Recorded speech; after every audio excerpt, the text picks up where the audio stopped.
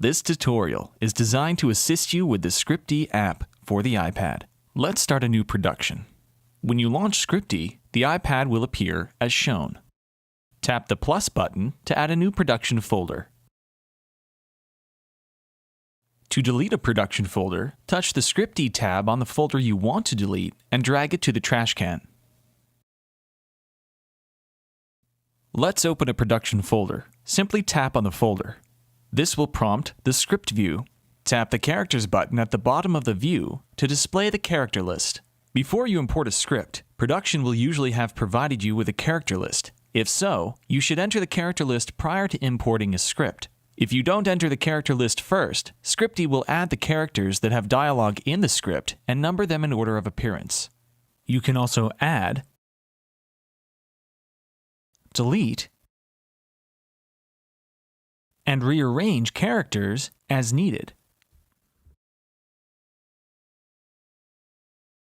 The way to get a script into ScriptE is via email. Normally, you would receive the script from production in an email anyway. If you have to lock the pages or create an Avid format export file, you'll have to do that on the desktop and email the final script to yourself on your iPad.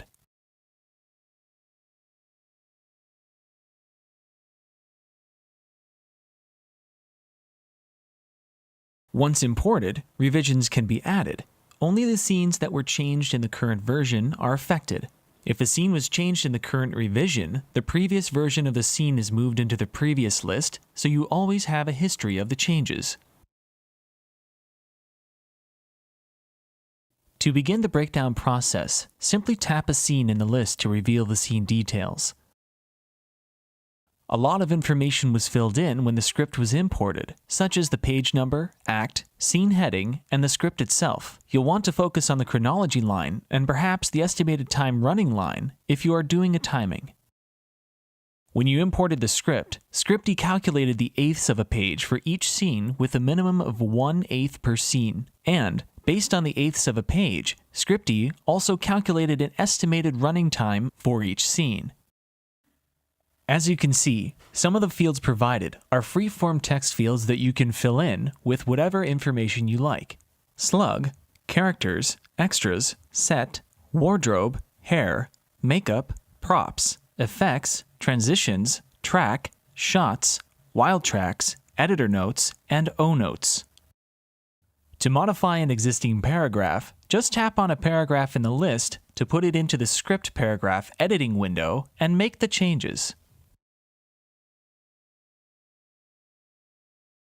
Anytime you want to prepare a breakdown report, tap the Reports button at the bottom of the script view. Previewing generates a temporary report but will not be saved. You can also email a report. The report is generated, saved, then attached to a blank email and displayed where you can add the recipients and a message, then send the email. The production view works much like the script view in that it presents a list of shoot days on the left, and when you select a shoot day in the list, it presents the shoot day details on the right. You can add one or more participants to the production and identify which reports and other notifications each participant should receive. When adding timecode, select the appropriate type of timecode in the segmented bar at the top. Then, arrange for someone to hold the slate, and use the Capture button to capture a photo of the slate.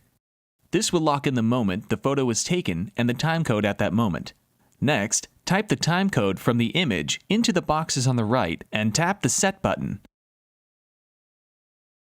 You will be notified that the timecode has been set and the letters in the timecode button will be displayed in red. Any shots you log will now include timecode in and timecode out. Begin a new shoot day by tapping the Add button at the bottom of the list. Type the crew call time and tap Start Shooting to save the crew call time and open the shot view. When you start shooting on a brand new production, the shot view will be displayed and slate number 1 will be entered. If you have already logged one or more shots, the slate will be the next calculated slate based on the last shot that was logged.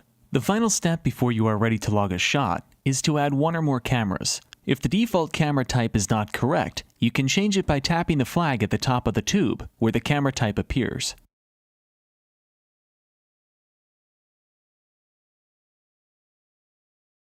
To draw a line for a particular camera, simply tap in the camera tube at the point where you want the line to start. The camera line part selector will then be displayed. You can tap next to the block of dialogue to indicate that it was performed off-camera or dirty by selecting on-camera, off-camera, or dirty. If you add a line part, then realize you started it in the wrong place or want to remove it, tap the Undo button. If you undo a line selection and then change your mind, you can use the Redo button to put it back.